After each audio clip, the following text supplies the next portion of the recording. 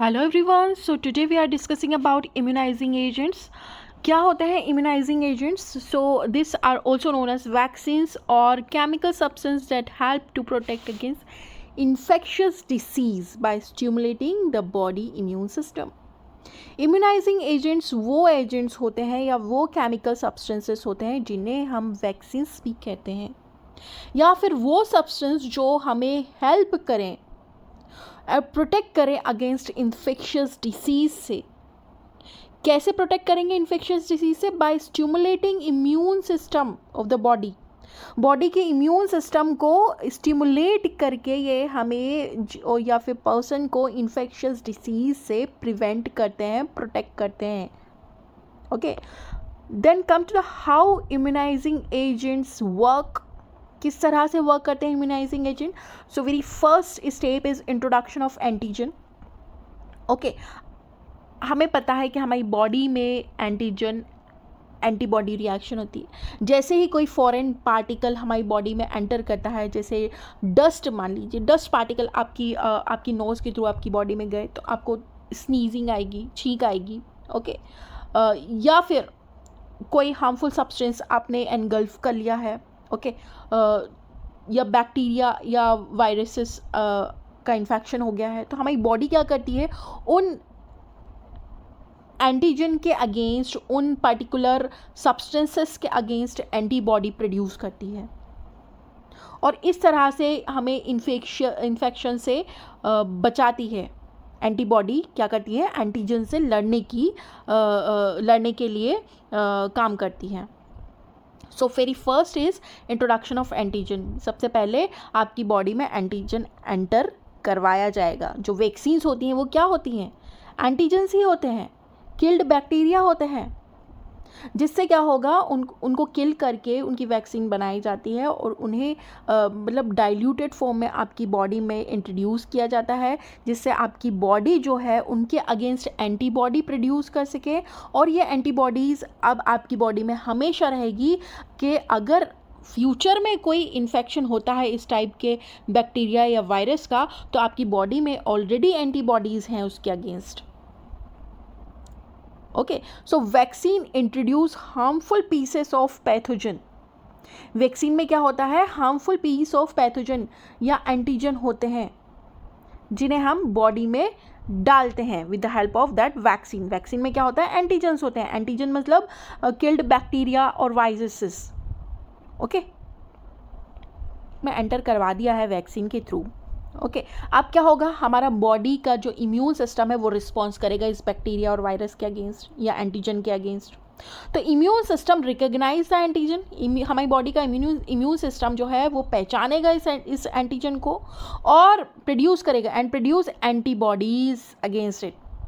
Okay, तो सबसे पहले तो आपने एंटीजन डाला बॉडी के अंदर, फिर उस एंटीजन के अगेंस्ट बॉडी ने रिस्पॉन्स किया, मतलब उसके अगेंस्ट एंटीबॉडीज़ बनाई, उस बैक्टीरिया से लड़ने के लिए एंटीबॉडीज़ बनाई, हथियार बनाया।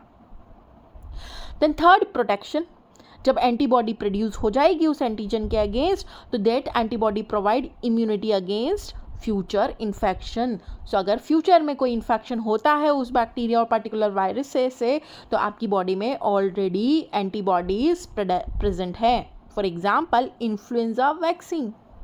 इन्फ्लुएंजा वैक्सीन में क्या होता है? इन्फ्लुएंजा वायरस को आप वैक्सीन के थ्रू लेते हैं और ये हमें प्रोटेक्ट करता है against seasonal flu. Okay, MMR vaccine, MMR stand for measles, mumps and rubella.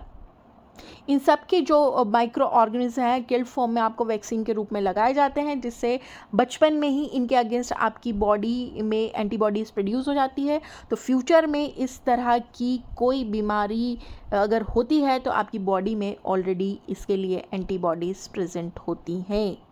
Okay, so polio vaccine. Polio जो होता है उसमें क्या होता है, लोगों की डैमेज या फिज़िकली जो चैलेंज पर्सन्स होते हैं ड्यू टू पोलियो वायरस की वजह से ये होती है। तो पोलियो वैक्सीन्स दी जाती है बच्चों को टू प्रोटेक्ट अगेंस्ट पोलीमेलाइटिस, पोलियो से लड़ने के लिए। ये एक तरह का वायरस होता है, पोलियो वायरस। ओके, तो इस वजह से क्या होता है, लोगों में डिफॉर्मिटीज़ आती है, बच्चों में डिफॉर्मिटीज़ आती है। तो पहले ही हम उसको पोलियो वैक्सीन दे देते हैं कि अगर इस टाइप का कोई वायरस हो तो उससे लड़ने के लिए आपकी बॉडी में एंटीबॉडीज़ होना चाहिए। Then next is hepatitis B vaccine. Hepatitis protect against hepatitis B vaccine protect against hepatitis B virus. Okay, hepatitis B भी किस वजह से होता है, वायरस के इन्फेक्शन की वजह से होता है। तो आप हेपेटाइटिस वैक्सीन पहले ही ले लेंगे, वैक्सीन्स ले ली मतलब आपकी बॉडी में हेपेटाइटिस बी के अगेंस्ट एंटीबॉडीज़ हैं। ओके, तो हेपेटाइटिस इन्फेक्शन अब अगर आपको हो भी जाता है तो आपकी बॉडी में उससे लड़ने के लिए एंटीबॉडीज़ रहेंगी।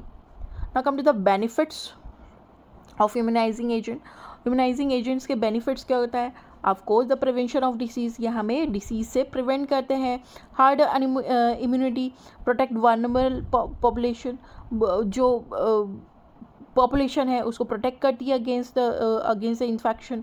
देन रिड्यूस मॉर्टेलिटी रेट, मरने की जो दर है वो कम हो जाएगी, मॉर्टेलिटी रेट जो है वो रिड्यूस हो जाएगा, क्योंकि vaccine save lives by preventing death from infection disease. Infectious disease की वजह से जो मौतें हो रही थी वो कम हो जाएंगी।